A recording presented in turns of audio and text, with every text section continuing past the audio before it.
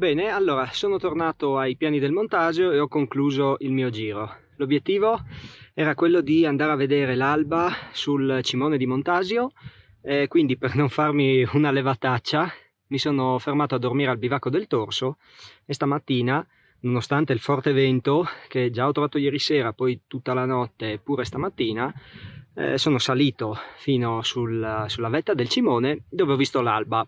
Non una delle più belle, però vedere sorgere il sole da una cima della montagna ne vale sempre la pena.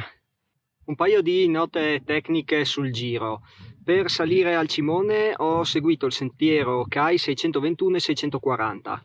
621 si parte dai piani del Montasio, si passa a Malgamontasio, si arriva al bivio col 640, lo si segue e si arriva alla forca di Vandul.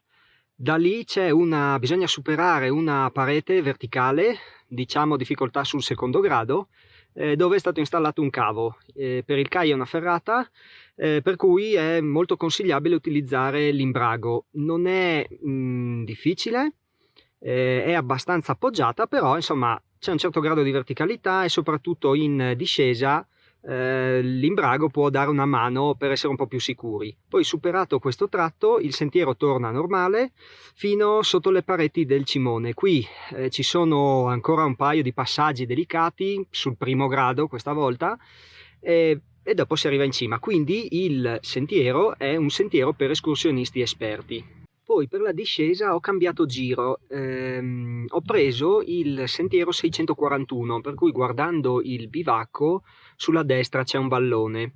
Da lì scende il sentiero 641 che non viene più mantenuto, è un vecchio sentiero del CAI, quindi ci sono ancora delle bandierine sulle rocce, ogni tanto sono un po' sbiadite, e poi in qualche punto ci sono degli ometti. Il sentiero si segue abbastanza bene, c'è la traccia, però bisogna prestare attenzione a non perderlo. Questo sentiero si reinnesta sul 621, però diciamo un po' più a monte rispetto a dove si innesta il 640. Questo tratto di sentiero 621 è chiuso e dismesso, credo. Sicuramente chiuso e tra virgolette abbandonato.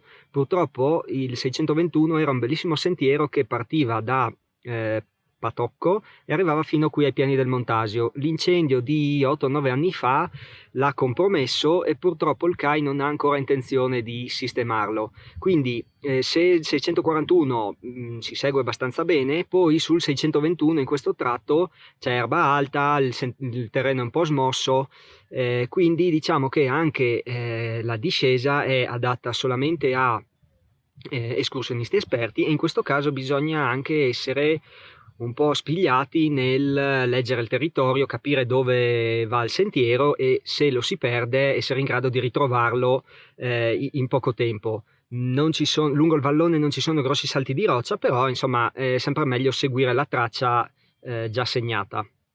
Poi dopo al bivio col 640 è lo stesso sentiero di andata e si ritorna alla Malga. C'è da fare un bel tratto praticamente quasi in falsopiano, circa un 40 minuti buoni, e poi si inizia a salire verso la forca di Vandul. Come tempi siamo circa 2 ore al bivacco del Torso e poi dal bivacco alla cima 40-45 minuti. Insomma, andando con calma, con uno zaino da pernottamento, quindi sacco a pelo, acqua, poi faceva molto caldo, avevo molta acqua, e quindi queste sono un paio di note. Allora, come al solito, io spero che questo video ti sia piaciuto. Sotto in descrizione ti lascio l'itinerario e ti lascio anche il link al sito della Commissione Giulio Carnica, dove puoi vedere quali sentieri sono agibili e quali no. Quindi come al solito dai un'occhiata sotto. io ti ringrazio per avermi seguito e ci vediamo nel prossimo video. Ciao, a presto!